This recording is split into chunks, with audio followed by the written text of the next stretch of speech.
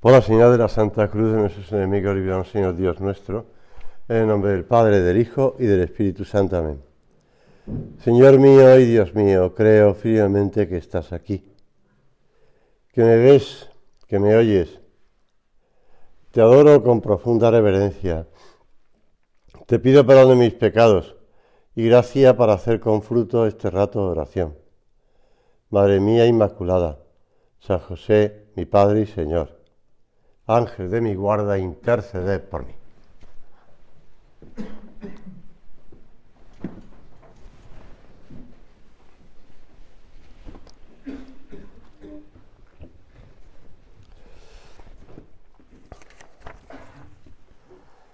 Al atardecer de aquel día, el primero de la semana, estando cerradas por miedo a los judíos las puertas del lugar donde se encontraban los discípulos, se presentó Jesús en medio de ellos y les dijo: la paz con vosotros.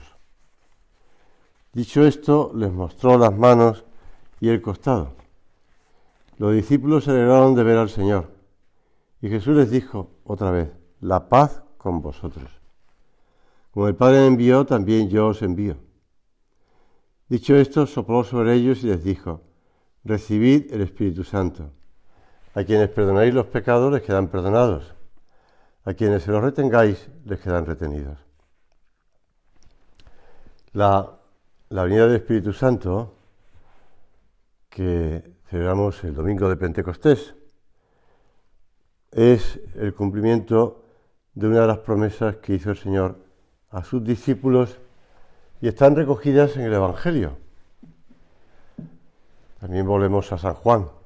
Os conviene que yo me vaya, porque si no me fuere, el abogado no vendrá a vosotros, pero si me fuere, os lo enviaré. Es bonito cómo el Señor le llama el abogado, también el consolador, el paráclito. Otras promesas que hace el Señor: el que come mi carne y bebe mi sangre tiene vida eterna, y yo lo resucitaré el último día. Yo estaré con vosotros, dice el Señor, y lo recoge San Mateo, siempre, yo estaré con vosotros siempre hasta la consumación del mundo. Y ahora es San Juan: vosotros ahora tenéis tristeza, pero de nuevo os veré y se alegrará vuestro corazón, y nadie será capaz de quitaros vuestra alegría. Pues le pedimos al Señor que recordemos estas promesas suyas que se van cumpliendo.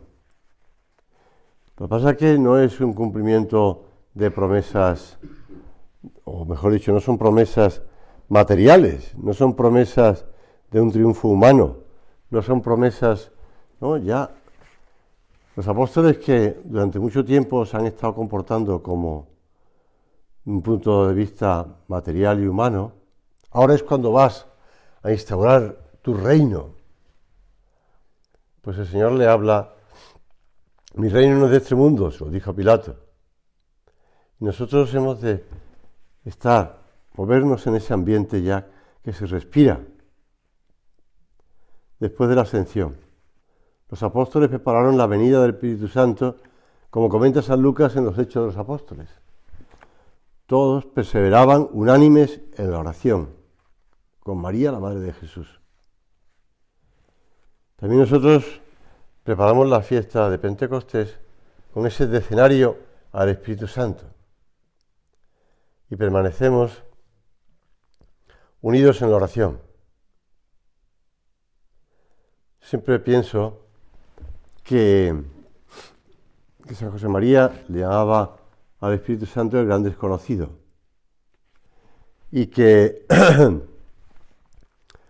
la realidad es esa, que siempre el Espíritu Santo es como apartado o olvidado en un cajón, esas cosas que se meten en un cajón y se guardan ahí y pues la vas dejando y la tienes olvidada.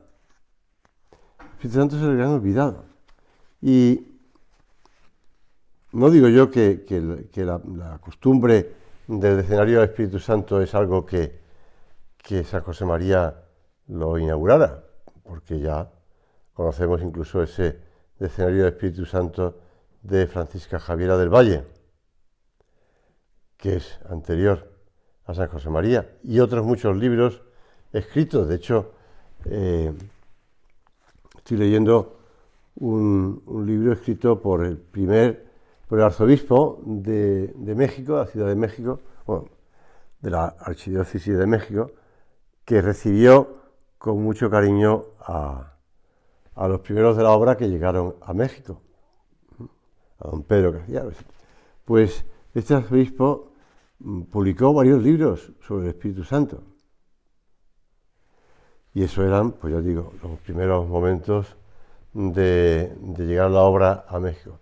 Y muchos libros anteriores que hay sobre el Espíritu Santo. Pero esta constancia en vivir el descendido del Espíritu Santo es algo que San José María impulsó. Bueno, es una costumbre que tenemos en la obra de vivir ese decenario del Espíritu Santo. Pues que realmente lo aprovechemos. Y que, como los apóstoles, cuidemos eso, la oración. Todos perseveraban unidos o unánimes en la oración. Que el trato con el Espíritu Santo nos lleve a la unidad y nos lleva a la oración, no a los medios humanos. La tercera persona de la Santísima Trinidad transformó a los discípulos del Señor. Los evangelistas no ocultaron su miedo, sus respetos humanos, y estaban escondidos por temor a los judíos.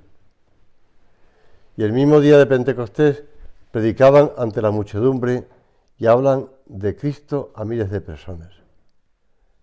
En este caso lo relatan los Hechos de los Apóstoles. Residían en Jerusalén judíos, varones piadosos, de cuantas naciones hay bajo el cielo. Y habiéndose corrido la voz, se juntó una muchedumbre que se quedó confundida o confusa al oírles hablar, cada uno en su propia lengua. Admirados decían: ¿todos estos que hablan no son galileos? Pues ¿cómo nosotros los oímos cada uno en nuestra propia lengua en la que hemos nacido? Partos, medos, elamitas, los que habitan en Mesopotamia, Judea, Capadocia, el Ponto y Asia, Frigia y Panfilia, Egipto y las partes de Libia que están contra Cirene, y los forasteros romanos, judíos y prosélitos, cretenses y árabes, los oímos hablar en sus propias lenguas las grandezas de Dios. Todos fuera de sí y sorprendidos se decían unos a otros: ¿qué quiere decir esto? Y otros, burlándose, decían: están cargados de mosto. Alguien me hablaba ayer de que había ido con una persona a tomar un vaso de mosto. Y porque ¿qué hay? Mosto con alcohol y mosto sin alcohol. Este era sin alcohol. Bueno, era un cuento, una cosa que me estaba contando así sin importancia, ¿no? Pero que cuando lo decían era porque pensaban que estaban bebidos, estaban borrachos. Señor, que estas palabras que recoge San Lucas en los Hechos de los Apóstoles nos ayudan también a entender la otra idea que nos sugiere la fiesta de Pentecostés o la solemnidad de Pentecostés, que es que tenemos que ir por todo el mundo y hablar con ese don de lenguas que tanto nos animaba San José María, que no es fruto de una academia de lenguas, sino que es fruto de la oración y es fruto del Espíritu Santo. Hablar en lenguas, ponerse a la altura a las necesidades de cada persona. Don de lenguas. Don de lenguas. De 100 almas nos interesan 100. Y en la obra siempre hemos vivido, desde los comienzos además, pues ese apostolado a fidem, dirigiéndonos a esas personas que no conocen a Cristo.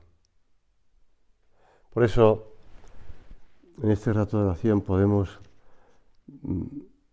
no hacer examen, sino hablar con el Señor de cómo estamos pues en esos aspectos, de cuidando la oración, el trato con el Señor, para recibir al Espíritu Santo, para escuchar, para ser dóciles a la acción del Espíritu Santo.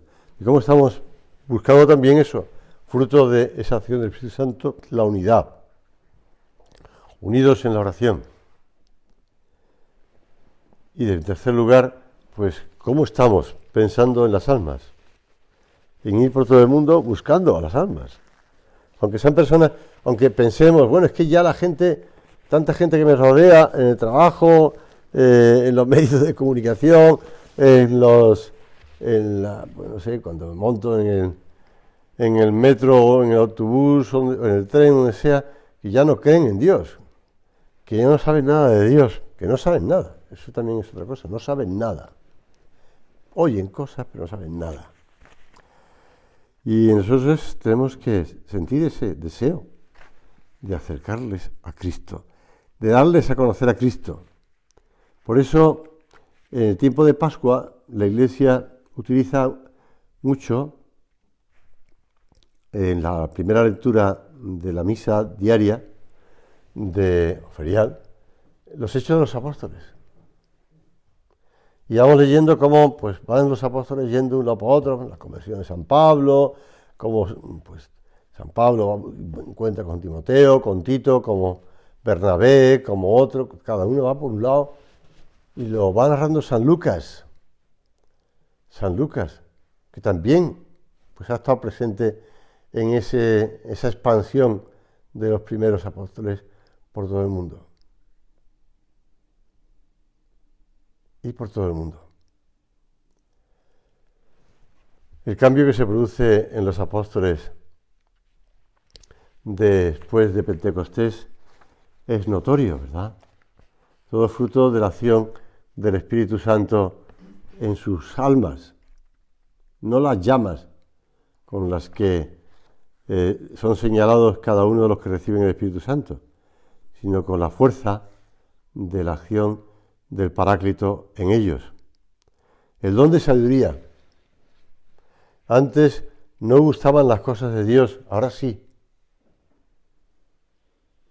Y este don que el Espíritu Santo también nos envía, nos ayuda a saborear las cosas de Dios.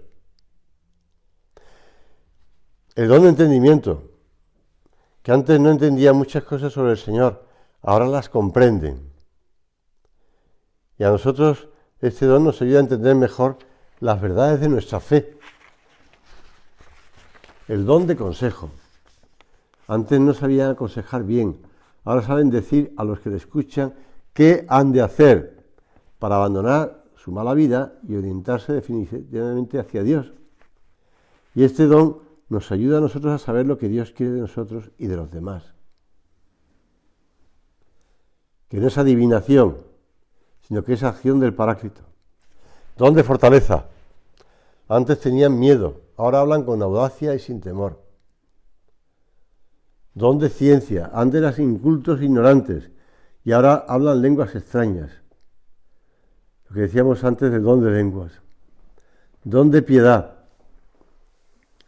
El don de piedad no solamente es en el trato con Dios, también es en el trato con los demás, con padres e hijos, hermanos. Este don hace que amemos más y mejor a Dios y sobre todo al prójimo.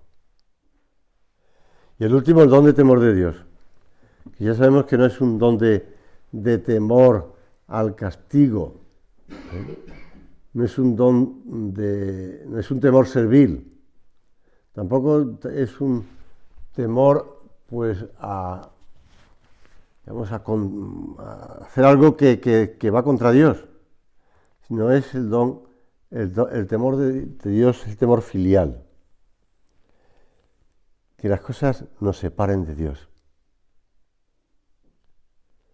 Que nos separen de Dios. Y que además el temor de Dios lleva consigo el primero de los dones, el don de sabiduría.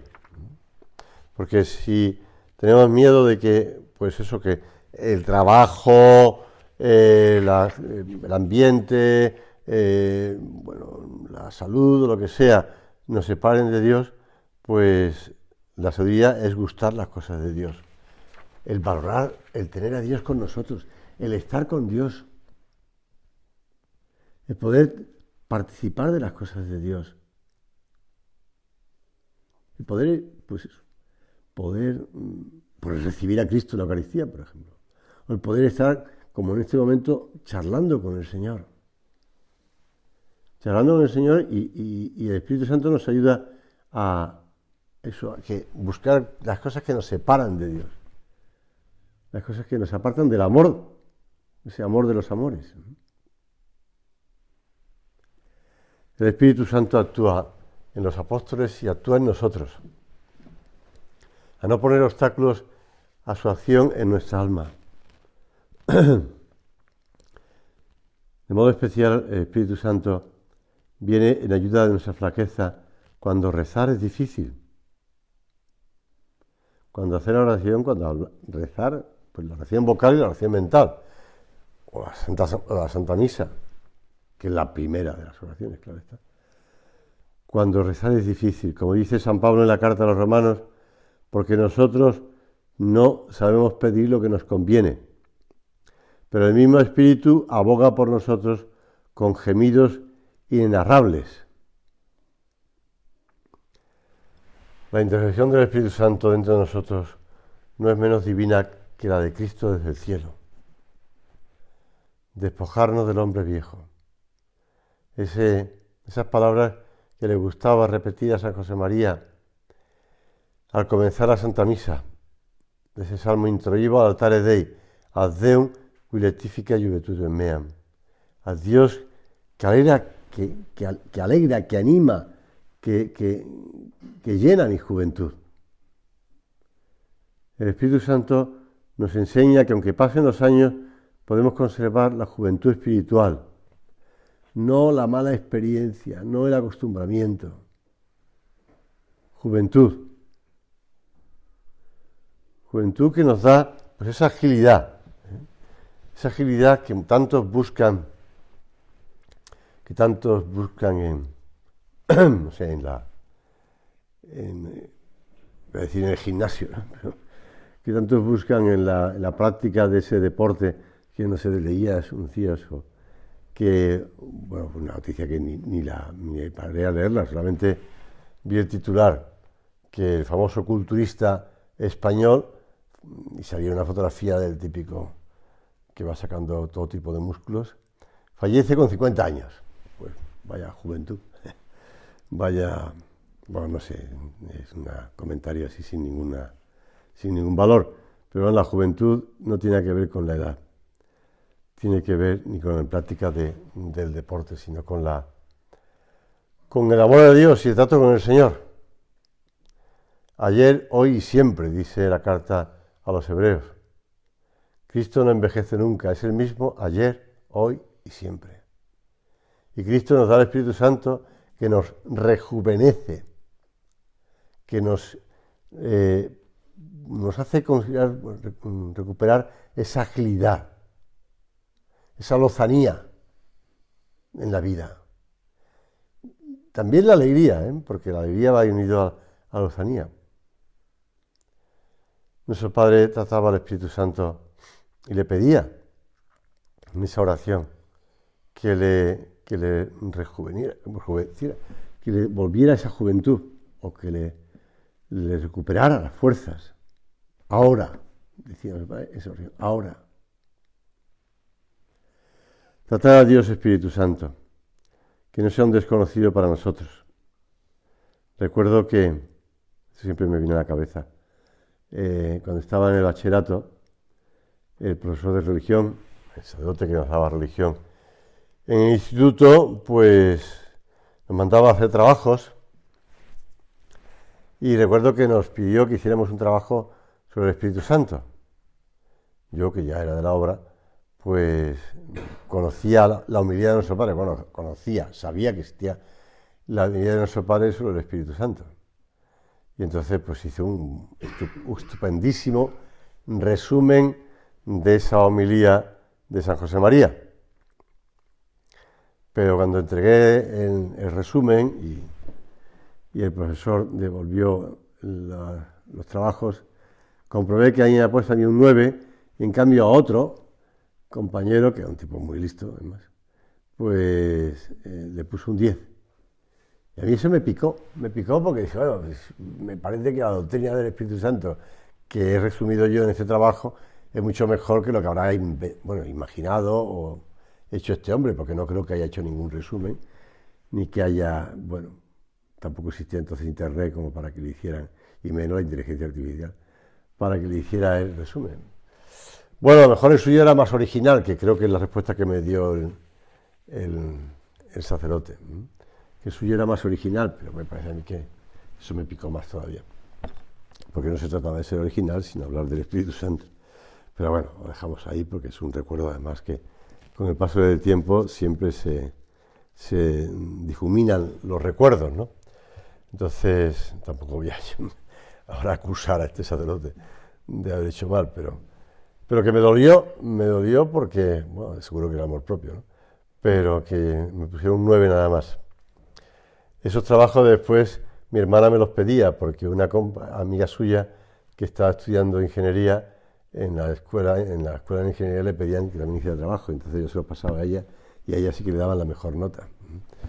Pero bueno, no sé qué ha sido de esta muchacha. Bueno, ya no es muchacha, ya es una mujer mayor. Bueno, pues el Espíritu Santo, trato con el Espíritu Santo. No hacer un trabajo original, sino tratarle. No se trata de imaginarnos cómo es el Espíritu Santo, sino de conocerle. Acudir a esta persona divina siempre. El cardenal Verdier decía en una oración: Espíritu Santo, amor del Padre y del Hijo, inspírame, siempre lo que debo pensar, lo que debo decir, cómo debo decirlo, lo que debo callar, lo que debo escribir, cómo debo actuar, lo que debo hacer para procurar tu gloria, el bien de las almas y mi propia santificación, y ayúdame a seguirlo. Espíritu Santo. Se cuenta de la vida de Santa Teresa, que pues fue de viaje a Sevilla para fundar una nueva institución, un convento. Eran los momentos difíciles, tiempos de la Reforma, y Santa Teresa pues estaba fomentando esa nueva rama, si quieres, de las carmelitas descalzas. Y la creación de esa nueva institución exigía que ella, como superiora, viajara con un grupo de hermanas al lugar en el que iba a estar su nuevo convento. Escondidas dentro de su carruaje, se sentían seguras y tenían la esperanza de que podían llegar a su objetivo sin ser vistas por nadie, porque tenían miedo de que a lo largo del camino pues hubiera líos.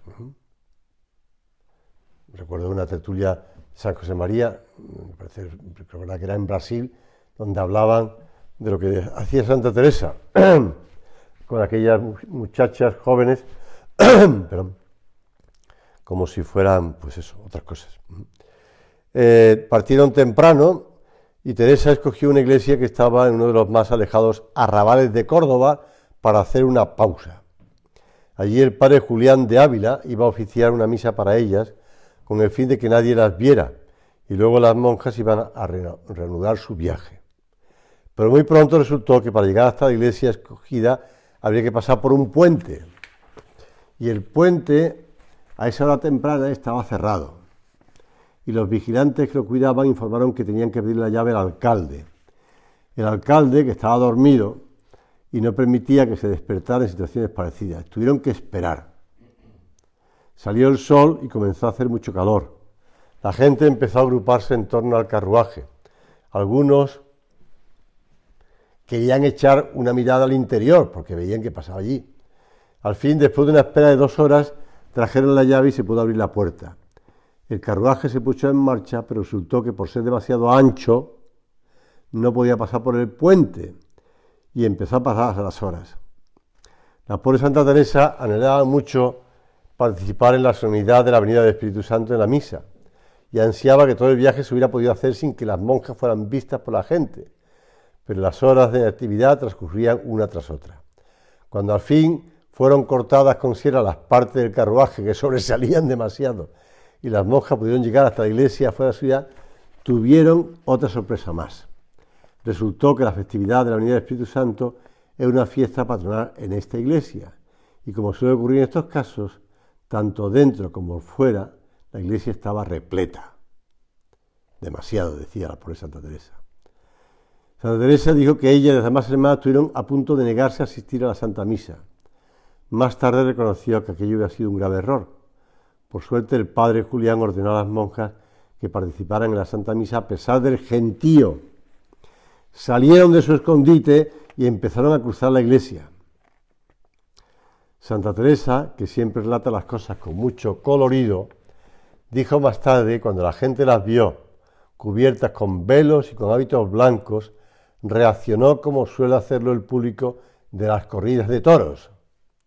Santa Teresa confiesa que aquel fue uno de los mayores disgustos de su vida. Ese disgusto tan grande se lo dio el Espíritu Santo en la festividad de su venida. Pero ahí no terminaron las dificultades. Después de la Santa Misa, las hermanas tuvieron que volver a cruzar la iglesia, en medio de la gente que alborotaba y empujaba. Luego, cuando ya salieron de la nave, resultó que hacía un calor tan tremendo que no se podía continuar el viaje. Los caballos no querían tirar del carruaje y dentro de él hacía tanto calor que las monjas se pasaron el resto del día a la sombra, debajo del puente. Como vemos, de nada sirvieron sus planes. Y ella lo contaba como diciendo que el Espíritu Santo también le estaba ayudando a fundar aquel convento como él quería. Por eso San Agustín nos ayuda también a nosotros a entender la acción del Espíritu Santo. Alienta en mí, Espíritu Santo, para pensar cosas santas. Inspírame, Espíritu Santo, para hacer cosas santas. Atráeme, Espíritu Santo, para amar las cosas santas. Fortaléceme, Espíritu Santo, para defender las cosas santas. Protégeme para no verme nunca despojado de las cosas santas. Y la Iglesia, que nace del corazón de Cristo, del pecho llagado, de la herida del costado de Cristo, brotó sangre y agua. Y el Espíritu Santo, que es expirado o exhalado cuando Cristo muere. La Iglesia nace de esa acción del Espíritu Santo. Y nosotros también contemplamos a la Iglesia inspirada por el Espíritu Santo. Y por eso, como decía Juan Pablo II, Cristo no ha dejado a sus seguidores sin guía en la tarea de comprender y vivir el Evangelio. Antes de volver a su Padre, prometió enviar su Espíritu a la Iglesia. Este mismo Espíritu guía a los sucesores de los apóstoles, vuestros obispos unidos al obispo de Roma, a quien se le encargó mantener la fe y predicar el Evangelio a toda criatura. Escuchad su voz, pues os transmiten la palabra del Señor. Son momentos difíciles, tiempos de prueba, como decía el Papa San Pablo VI. Pero las puertas del infierno no prevalecerán contra ella. Por eso también es un buen momento para pedirle al Espíritu Santo que siga ayudando a su Iglesia, que siga fortaleciendo a su Iglesia, que siga impulsando a su Iglesia, que siga atendiendo a cada uno. Es sorprendente, ¿eh? Cuando ves o compruebas o tocas, por decirlo así, la acción del Espíritu Santo en personas concretas. Personas que te sorprenden porque a lo mejor no tienen mucha formación, mucha cultura en el sentido humano, ¿eh? O personas que no tienen una gran capacidad intelectual o que son niños. Y te das cuenta de que el Espíritu Santo actúa en ellos y que les inspira y te sorprenden, ¿eh? Te sorprendes. Por eso el Espíritu Santo, a pesar de que nosotros vemos muchas cosas, o los medios de comunicación nos informan de tantas cosas, porque hoy tú puedes ahora mismo estornudar y al minuto 2 ya se sabe en Nueva York, ¿no? Pues la Iglesia, como decía San José María, es una madre fuerte, hermosísima y sin mancha ni arruga, aunque en estos tiempos algunos se empeñen en afearla tanto y llega a parecer vieja y sin fuerzas. Hemos de amarla particularmente, más que nunca, y amar también al Romano Pontífice, a los sucesores de Pedro, vicarios de Cristo. Pues terminamos nuestra oración acudiendo a Santa María, Madre de la Iglesia y Esposa de Dios Espíritu Santo.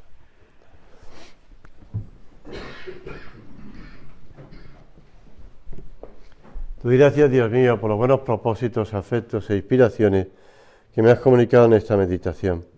te pido ayuda para ponerlos por obra. Madre mía Inmaculada, San José, mi Padre y Señor, Ángel de mi guarda, interceded por mí.